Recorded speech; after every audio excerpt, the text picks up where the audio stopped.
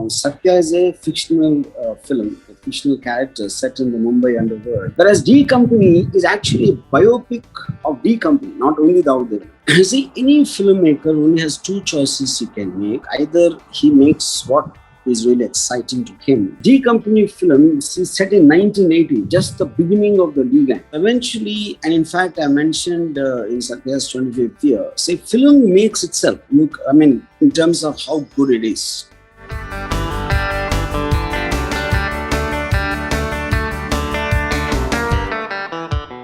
The audience want is to just copy the formula of a successful film, recently successful film.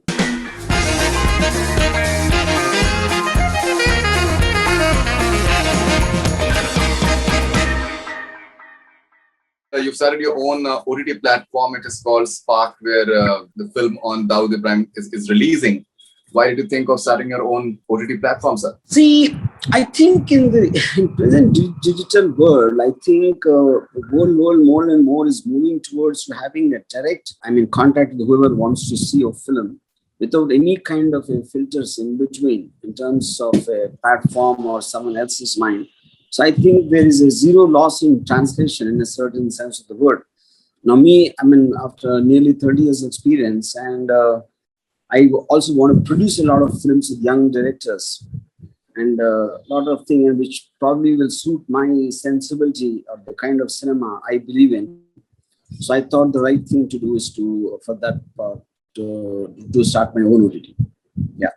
So from a business point of view, how beneficial is it for you? See, I got a lot of investors who basically believe in this kind of thing, whatever I just spoke about. And I guess any OTT for that matter is a long-term thing. It's not like you're expecting it to start off on a huge bang on day one. It will slowly build up directly depending upon what kind of content you put across. And we're very confident of D Company to do definitely do something on this platform. Yeah. All right. So talking about the film, you may not do that, but there will be people who will compare your present film with the films that you made on Dawood in the past. Yeah. How did you do that? See, to start with, I've never made a film on Dawood. Satya is a fictional film, a fictional character set in the Mumbai underworld, whereas Company is something like a very anecdotal thing I picked up from, because that happened in the height of the Dawood Ibrahim Chota Rajan split, the gang war which was raging in the period of 97 to 2000, I would say. Okay, an incident from that. Whereas D Company is actually a biopic of D Company, not only Dawood Ibrahim. So the D gang started in 1980s in Dongri. And from there, almost 2015, when Chota Rajan was arrested in Bali. So that's a 35-year span, D Company story. And out of which probably Dawood Ibrahim per se has existed only in the first 5-6 years in a very predominant manner. It has all the rest of all the other characters like Chota Shakil or Abu Salam or Chota Rajan. All these people, this series also is going to tell the story of all those people. It's almost like the Mahabharat of Mahabharat of crime. That's how I think what D Company is about. Yeah. But so you are saying that Company was not a film on Dawood and Chota Rajan, but I think the comparisons were very obvious in terms of fair enough. But the point is, for example, Company was set in 2000. If you remember the attack on Chota Rajan which happened in Bangkok, whereas D Company film is set in 1980, just the beginning of the D gang. It is almost like how the origin happened of first time when Mumbai people heard the name Dawood Ibrahim. This particular film, what we're releasing on May 15th, is that. And that will continue into the series, what I explained just before. Okay, all right. You are someone who always looks ahead. You don't like to look behind. But there are people who look up to you and who have a lot of expectations from you and the sort of work that you've done. So in terms of comparisons, they will invariably do the comparisons, like be the production values of D Company with your earlier works. Does that affect you? Are you open to feedback or maybe criticism or constructive criticism? Are you open to that? See, I think in times of today, I think criticism is a part of life. I don't think anyone can escape it, and everyone has opinion. Eventually, I do what I think is best, and people will react in different ways. So there's nothing one can do about it. All of us only can do what best we can. Right. And Yeah, you also sung for the film. yeah, I did. Now, please don't ask me why did you want to become a singer. I just feel so strongly about the subject matter. When I said it, my music director insisted that I should sing, and because I'm capturing the feel, I'm not looking for a career as a playback singer. But since it's just a background song, and that even the slight amateurism also, I think, works in the mood of the film. Right. Okay. Now, Mr. Varma, you are, I think, a very, very interesting personality, one of the most unique personality that we have. Now, there are people who would love to just write you off, and they have been writing your obituary as a filmmaker for quite some time now.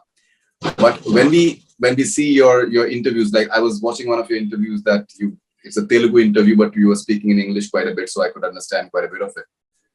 That came out, I think, a week back. So you're extremely well informed. Maybe you are more well informed than a lot of other people. I think quite a few people in the film industry would not be knowing who an epidemiologist is.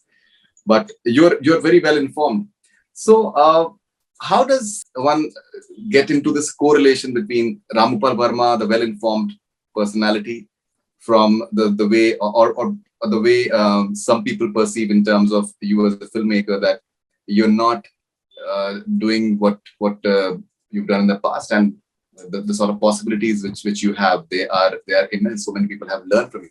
So how do you just look at this dichotomy, a sort of paradox that you are? There are two aspects to that question. I feel, because of my long exposure to cinema is one, and second, I have very strong opinions about many things which happen otherwise outside cinema, about events like the COVID situation. I might dig somebody on the Twitter. So I do both the things. So I think me as a personality, with all that background and what my opinions are, is one part, and the second part is, of course, the cinema.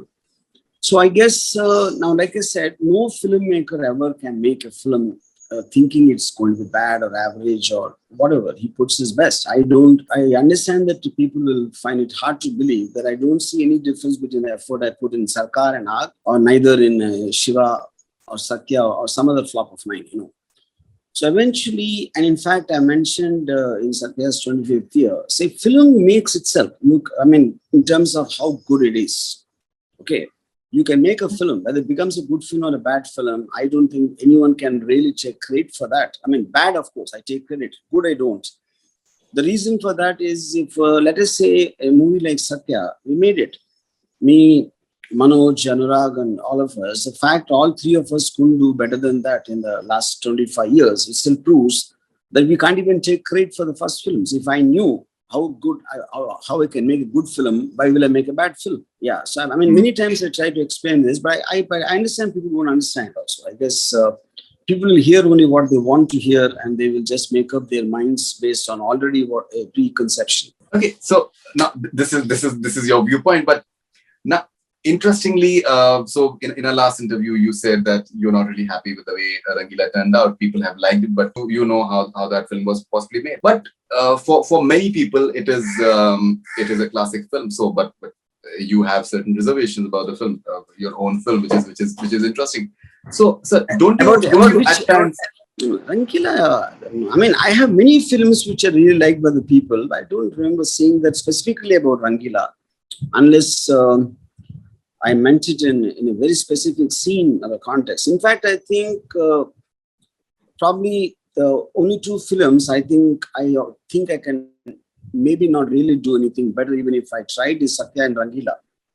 Rangeela maybe had some little editing issues here and there. Yeah. So other than that, I don't remember seeing any specific. No, you were rather critical of the film. So that thing, yeah, but so do you think so cinema is a medium for the people? People decide what they want to see, and Obviously, many times, obviously, anything if you want to put it out in a theater or wherever you want to put it out, is of course directly depends on how the people react to it. right? So Do you at times think about your films, or you look at your films from this perspective, that if a wide percentage of people, they've liked a certain film, I think maybe they're right, and it is a good idea to give to people what they want. At the same time, one can bring one's own individuality and personality to it. Do you think from that perspective, sir? You see, any filmmaker only has two choices he can make. Either he makes what is really exciting to him, or he can make something which a copy of something which has been recently very successful. Except for these two, I don't think one has a choice. Because a big super hit film means that a lot of people liked it. And so, in order to repeat the success, you probably would try and attempt to make something similar, thinking that is what the audience wants. Or the other way is where you're excited, because people are individuals. They're not a herd of goat or sheep or something for us to commonly term them as audience. There's no such thing as an audience. They're all individuals, and they all have different sensibilities and different IQ levels and different moods and all that. So you can't really know. For example, I can make a film for myself, and I can't make a film for you for them, because you're a different person. I don't know what you like. So if I don't know what Faridoon likes, who I'm talking to, how the hell can I think I know what the audience want? Okay. So the only way to think that the audience want is to just copy the formula of a successful film, recently successful film. Yeah.